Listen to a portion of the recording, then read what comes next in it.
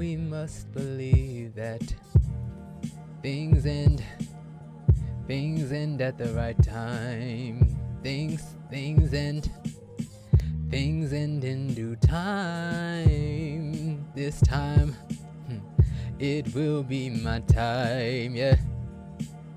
In due time, in my time. I'm so glad that it's my time.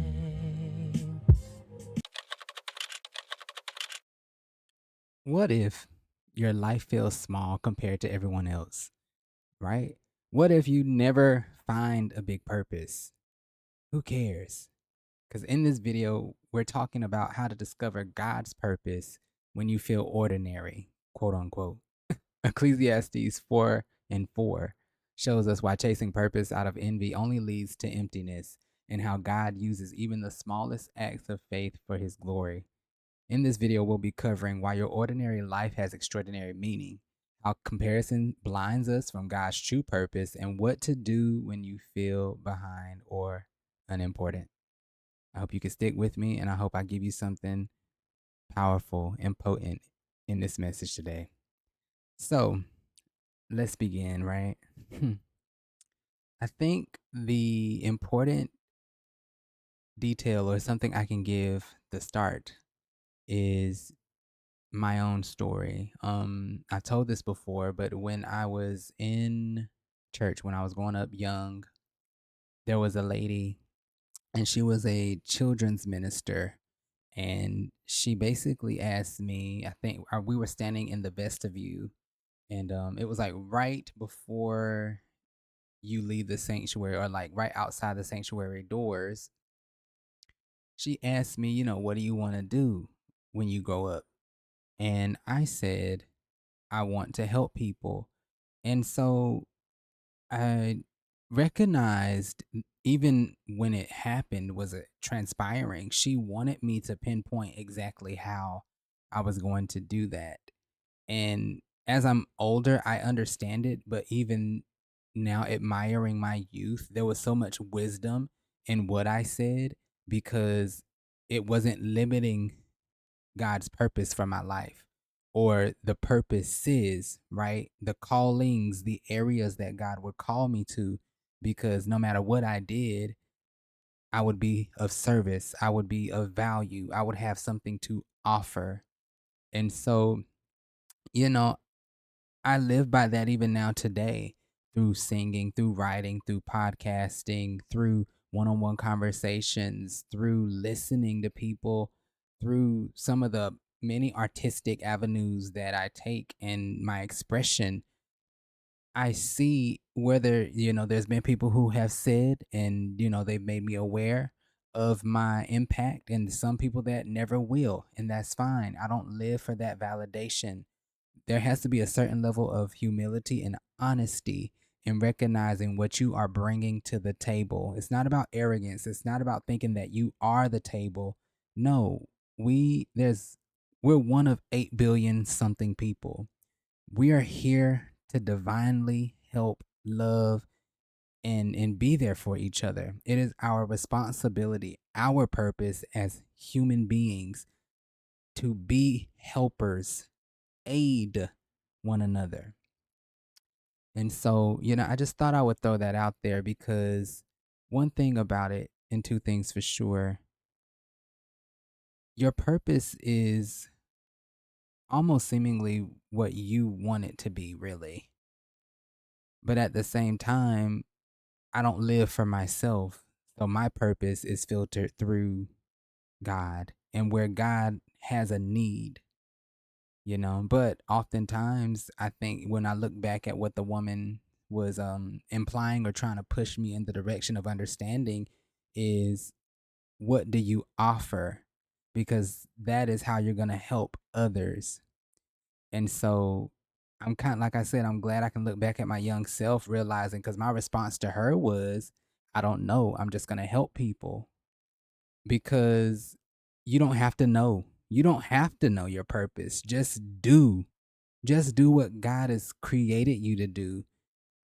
And just seemingly to me, that is going to fulfill the purpose.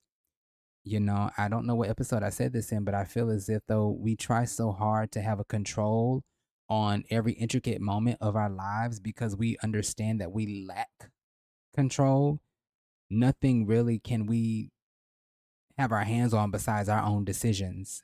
And that makes us feel powerless oftentimes because it's not just our decisions that are affecting us, it's other people's decisions, it's environments, nature, time, seasons, right?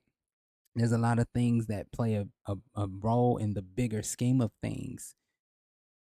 But even then, it's my decision, that I get to have the biggest part in. And that in itself, I mean, I have decided to offer every facet of me to people because of God, not because I need to be accepted, but because I was placed in the earth for a reason. One of 8 billion people. That's extraordinary in itself when you understand the whole reproductive system process, and I don't have time to go over that because I barely understand it myself. But even in that situation, you're one of many. So even that is extraordinary that you were the one that were chosen. But then being around other people, you have to understand, okay, I was designed, made, and chosen for a specific reason, adding something to this equation, not subtracting, not sucking and leeching away, but giving value, right? And so, like I said, we were going to cover, you know, why your life has, or why your ordinary life has extraordinary meaning, and, being blinded by comparisons and things of that nature, and what to do when you feel behind and unimportant. Some of these things, they trouble me because I want people to love themselves so much. And, you know, I do think it's a direct relation to not just insecurity, but self hate and self denial. Um, and I get it. I grew up being confident, and I know not everyone is given the same measure of things. But I know because of that, there is a greater responsibility to freely give to brothers and sisters that value that I was just talking about, because we are here for each other. We should be. That is the number one purpose, doing the will of God by adding value and representing Him. You are a small, I've come to the realization of this. Who you are is to represent a small facet of the many faces, the multifacetedness of God. And so, we have to come to the realizations and take inventory of what we possess. And really, I would love to challenge people to close your eyes, to external things and start looking inward, because oftentimes we minimalize certain gifts, skills, talents, and abilities because it doesn't look like other people's, and that's just not good. It's not healthy to do that, right? It doesn't make me feel well, secure in who God created me to be, measuring myself to a system that will fail and doesn't even have any value, you know. But I want to say this: being seen doesn't equate to success or make you extraordinary. Um there's good and bad. How would you say it? It's just not all that it's cracked up to be. Um Granted, I think people oftentimes are blinded by money, because that's really what it comes down to. It comes down to the love of money, the lust for money, a lifestyle or an idea, rather than, fulfillment.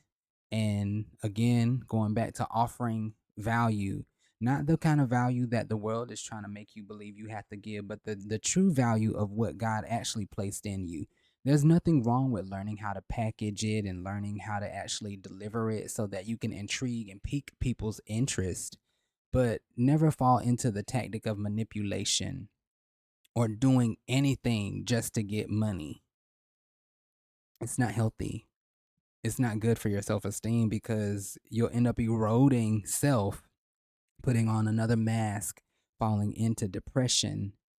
It's not everyone, but some people, because it's like you're fighting hard and destroying yourself, self-destructing, trying to maintain an image while yet keeping who you are locked in a dungeon, starving yourself, depriving yourself, your true self, so that who someone else is or the idea of someone else can actually have abundance when it was you and all of the goodness that God created was meant to thrive and flourish and see goodness in the land of the living. Enjoy your labor, enjoy your family, enjoy your food. It was you, not the idea that society gave to you, but you, right? Not the idea that you grafted. You took on because oh, everybody else is doing it or I was made to believe this. We got to reprogram our thinking, I guess. And so, you know, I want to also say there's nothing wrong with being regular. Um, as I go throughout life now and I look at people fighting so hard to stand out, I say thank you, God, that I am regular, and I don't see anything bad about it. I don't see anything bad about it because peace has found me, joy has found me, the lack of competitiveness has found me. That's been a thing for a very long time. I've never wanted to compete with anyone because just for me personally, I've always found it disrespectful to God to put what he has given me up against someone else because he gave it to both of us. And that's not faithfulness. That's not good stewardship, right? Um that's just my thinking, my ideology around that, but it's just not good stewardship, you know. Um, and I just it's good for self-esteem to create atmospheres that are conducive and that are healthy and that build you up rather than taking you down, you know. And I'm not saying, and I mean, in life, you know, the world is going to craft and conjure up these systems and these ways that seem lucrative and they seem like the only way to success, or you have to take this avenue, you have to go this route, but that's just not it. Don't fall prey to that. Most of it, if not all of it, really only leads to destruction. I mean, really, there's only one way. Yes, that way that which I'm referring to is talking about salvation. But even then, in that one way, that's the blueprint God has for you, for your life, for the grand scheme of things to play out exactly the way he entailed. And so I kind of feel like I'm talking around it because this is kind of I wouldn't say it's a hard discussion because I never want anyone to feel or say ordinary in a way like it's less than because you don't sing or they're less than because they don't own a business. One thing, especially through this season that I've been in, you have to enjoy your life. And I also want to kind of like, I guess, pose this, if you stripped away every thought of what you've been led to believe extraordinary is, or what special is, or what anything is, right? If you stripped it all away, then what would you have? A blank canvas, right?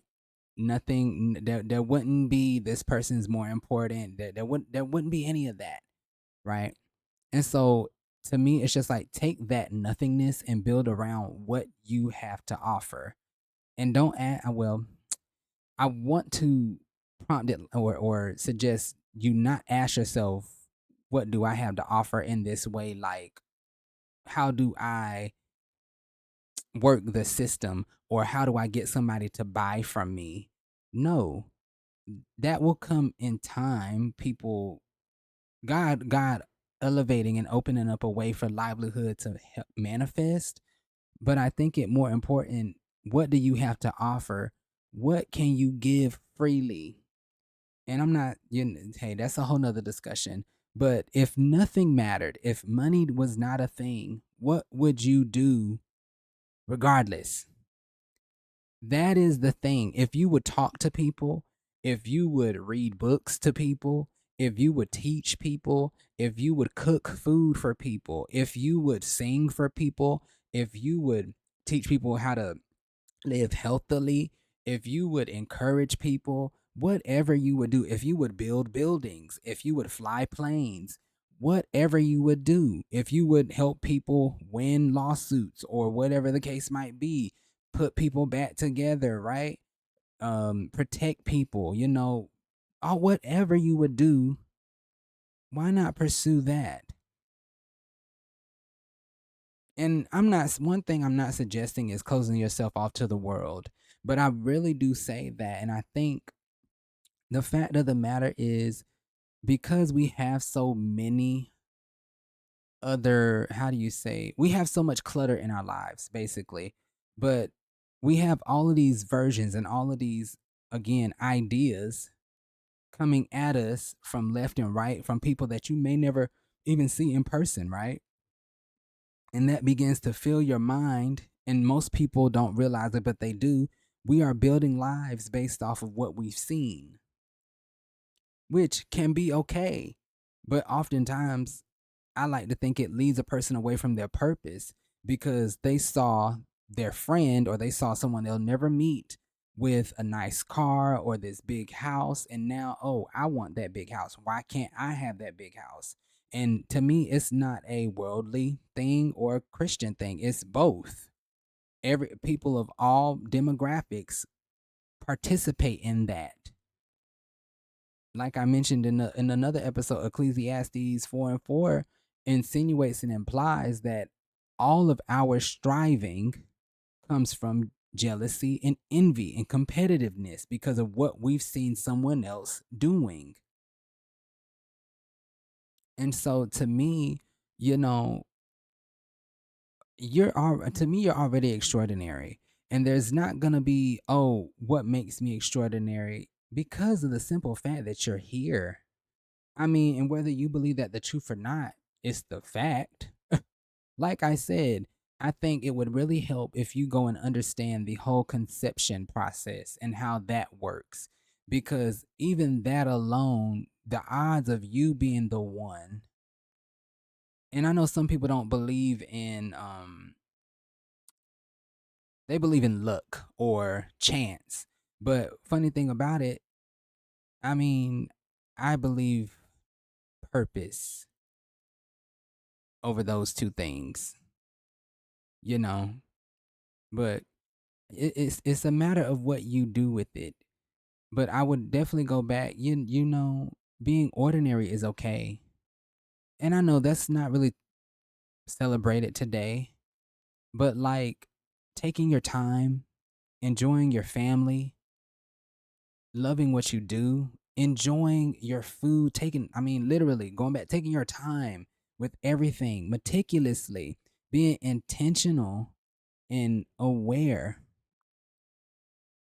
of every moment, right? Finding the joy in it. I don't see anything wrong with that. The problem is not being ordinary. The problem is the mind. The mind, the battlefield that is, I mean, the battle going on within your mind, really. And oftentimes, for those that may not be believers or those who are, the enemy is coming after your mind because it can do more damage than simply coming after you physically. Because if you can cause yourself to self-destruct, that's all. I mean, there's more joy in that, the mental warfare, than actually harming someone or taking something away from somebody physically. because it's like a tormenting thing. But I probably don't really have the time to get into that or really have the know how to discuss that properly or adequately. But I mean, I wish that all people knew how special they really were, and that it had nothing to do with the job title, with the superficial things you possess. It had everything to do with you being here and somebody having need of you. Like I said, and I mean, granted, I didn't really say this, but I referenced it. Adam was here alone. And God looked around and saw that Adam was alone. And he said, "It is not good that man should be alone. So I will make for him a help meet." And so what him and Adam did was I mean, Adam and Eve did was populated the earth so that they wouldn't be alone. It's not all about marriage. You got friends, you got family, you have teachers and leaders, all of these people so that you don't have to be alone. But that's a whole nother conversation in itself too, because we don't steward relationships as well as we should a lot of times. We don't really deal faithfully with a lot of areas of our lives like we should.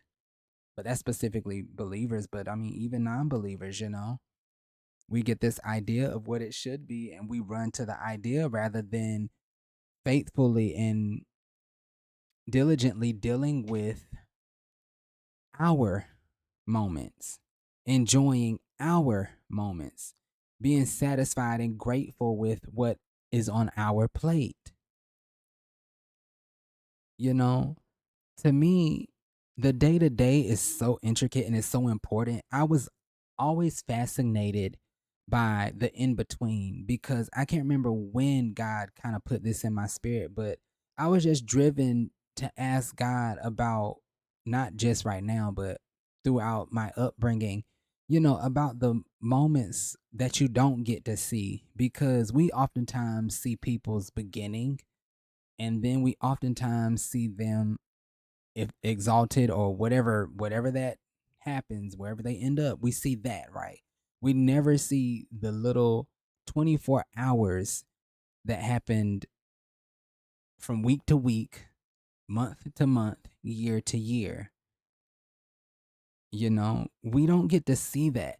And that is something so, I think, valuable to understand. How did you get through the time frame of the seasons or whatever, right? What did you do there? And to me, I think the day to day of purpose will always look like doing what you were created to do, regardless of the end result. You stay true to who God created you to be, right? I can only use me for an example, you know.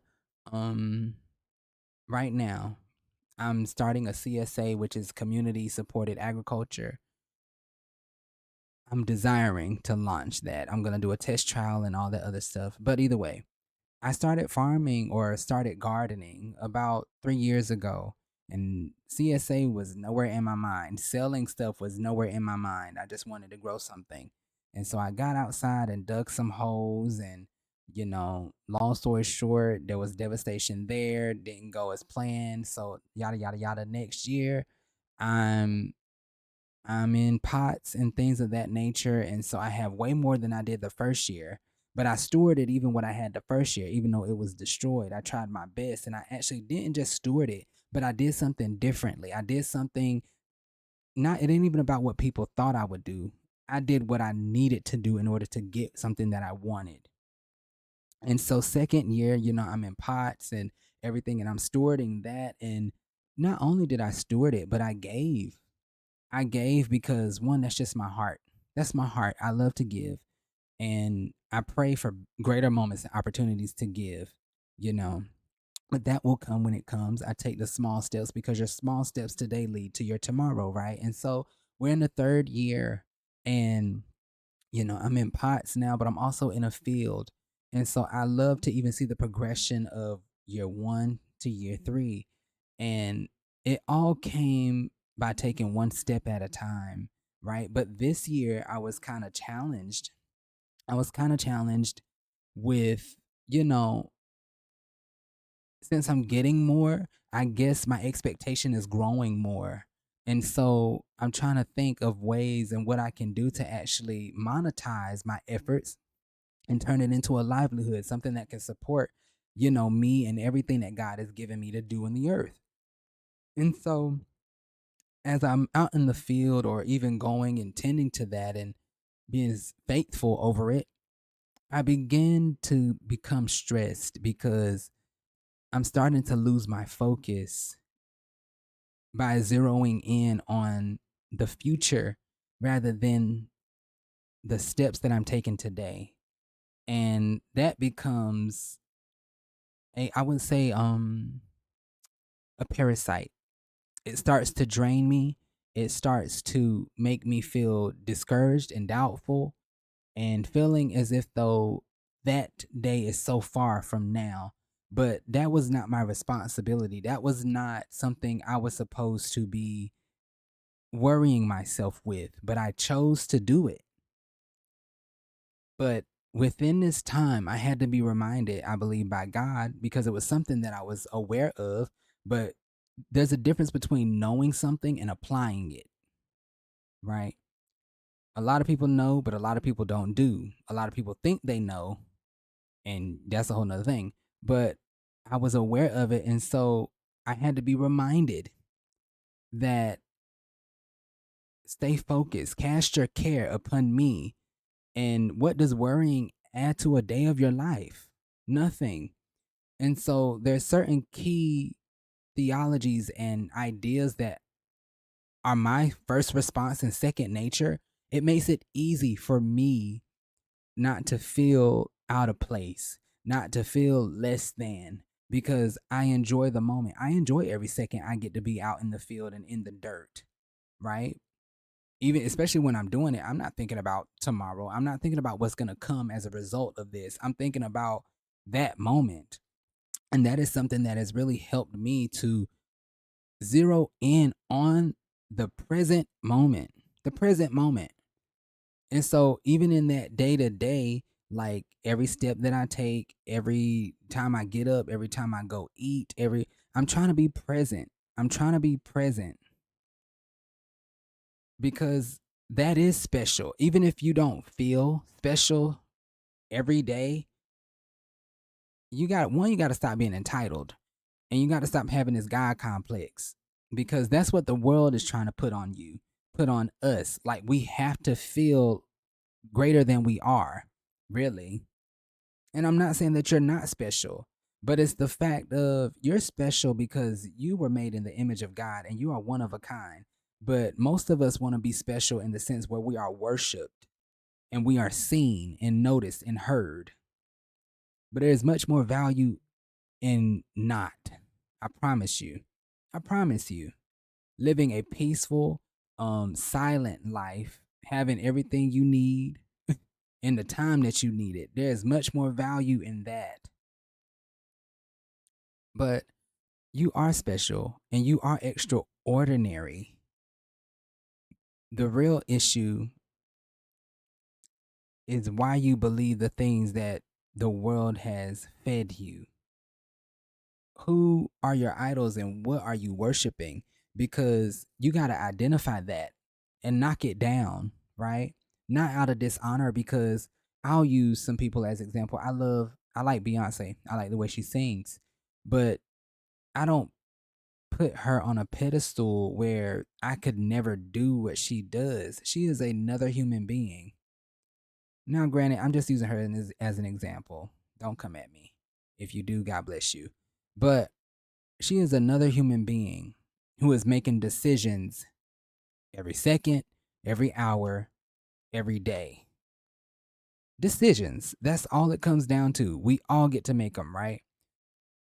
So it's not out of honor that I drew a picture of me and her and Nicki Minaj when I was in high school and I had it up And at some point, I was just like, God, I want you to know that there is nothing that I value more than you. So I threw away some CDs. I took that picture off the wall, and I stopped listening to Beyonce and Nicki for a good portion of time, and now I don't really necessarily feel as convicted. I listen to clean music now. They have dirty versions and clean music, but I listen to the clean versions now. And maybe at some point, I won't ever, but at some point I did. I stopped listening to them for maybe about, I think it was 4 months or so. But yeah, I took that picture down because God is my rock. God is my salvation. God is the one I know, the one I call refuge, right? And so there is no human being that is so far that they are unlike man, uncommon. You get what I'm saying? Like we're all one and the same. And that's not out of disrespect or dishonor. It is out of the preservation of the knowledge of God that I believe that. Because if I look at someone and think of them so far from me, to me, that is something that is exalting itself above the knowledge of God. Now, granted, you have to know the difference between disrespect and knowing what God has said about you. Because you should never go up to, let's say I'm sticking in the realm of music and Beyonce or something like that. Never go up to somebody who has put in the work, the time, the effort, the energy, and God, whether we want to believe it or not, gave them the skill, because every good thing comes from God. Whether or not we use it for the Lord is up to us. But you cannot discredit the things and the time, the effort, all of this stuff that people put in. Yet it come from God. They had to partner with him in order to see it come into the manifestation, right? So never disrespect that. But also, don't limit yourself or think yourself beneath them, because all they did was partner with God, or whatever a person did. They did something. They made a decision. And that's the only thing separating you from them, is making a decision. If you think they're extraordinary, all you have to do is make a decision. And it don't have to be complicated. Maybe I'm trying to think of something. Maybe you're a writer, okay? Write a post every day, a sentence, and post it every day, right? Then begin making, I don't know, a blog, or if you something smaller than that, begin writing short stories and posting them on Twitter, Facebook, right? You got to make incremental steps. It don't have to be something that feels far from you. Let there be a natural progression if that makes sense for you, right? If that feels comfortable for you, because there's nothing wrong with doing something comfortable. Now, when God is challenging you to do something greater, believe God, but oftentimes don't let people push you into areas and spaces that you are not ready for, because I promise you, you know whether or not you're ready for it or not. There's a difference between fear and wisdom. There is a great difference. Even with my CSA, I want to charge a lot lesser than what they are saying, the I guess the average thing within the state I reside in is. It's about $10 less what I'm charging. But I'm doing it out of faith. I'm not doing it out of fear. But granted, I am, wrestling with having confidence in business, but I also know I'm willing to take small steps. And whatever price God put in my heart first, or whatever God is putting in my heart first, I don't care what the world says to do. I want to do it the way God has given me to do it, because that is what's going to take it from ordinary to extraordinary, from oh Lord, I'm trying to think, from natural to supernatural. That is what is going to actually transform that thing beyond what I can do. And that's what matters the most. Giving God everything so he can actually take it from the regular to irregular. He adds that little umph onto the end of it, right?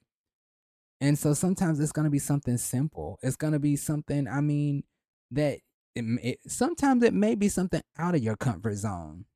We got many instances with that. The children of Israel walking around the wall of Jericho and, being challenged to go and take the land of Canaan, right?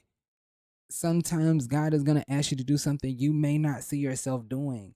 Sometimes it's going to be something that you can do and there's limited instructions. I don't have all of the variables and all of the this is what it's going to look like. You got to stay connected to God. God knows what it's going to look like. But I'm just saying, you have to understand you are one of 8 billion. These other how many other people are on the planet, they are no better than you. They're no different from, well, they're different, because of individuality, but they're no different from you. They're flesh and blood. They poop, they stink, right? And so keep that in mind. Like I said, it's not about dishonor, right? The president is nothing but a man. I can't remember exactly what it says, but God said, fear man and I will give you something to fear, if I'm not mistaken. Or no, the fear of man is a snare. There we go. I'm sorry. The fear of man is a snare, and that's a Proverbs. Don't be afraid of men.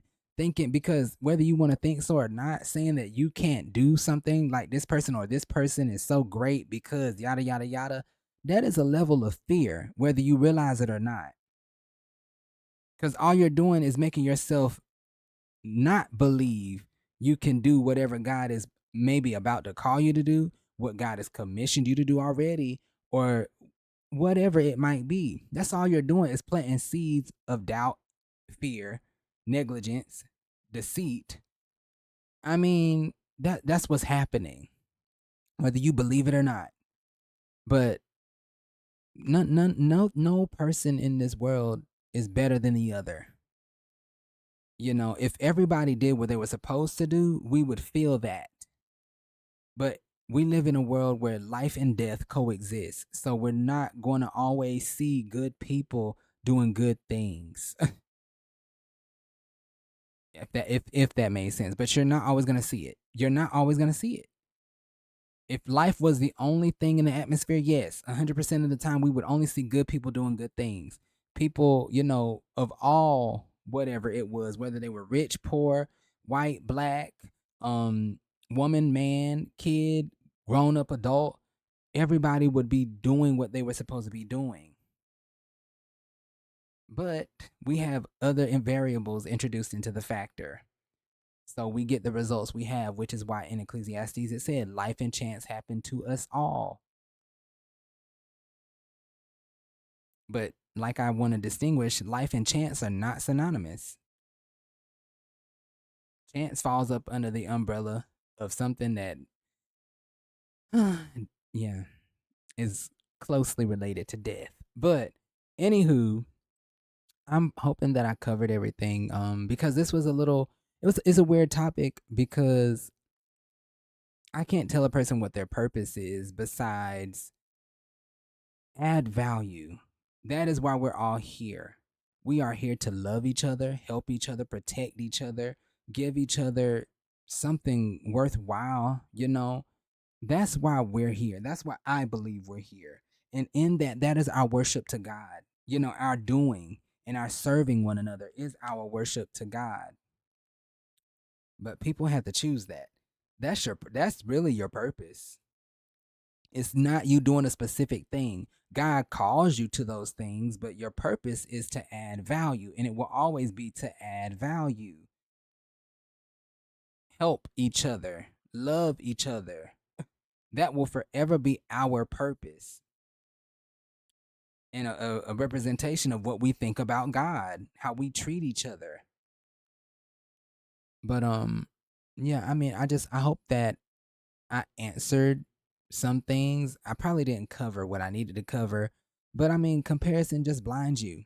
It blinds you because, like I said, it makes you think less of yourself. You're looking at other people thinking that they're so great and they're this and they're that, but you don't realize what you're sowing into yourself because you're disqualifying yourself. Like I said, there's nothing wrong with honor. There's nothing wrong with respect, but don't disrespect your anointing trying to, I guess, elevate someone, the idea of someone, because 9 times out of 10, people don't really know you're doing it. But I will say, I think in today's society, people want to be worshipped. 100%. People want to be worshipped. They want to be noticed and they want to be seen. And people that are already famous and people that are striving for fame.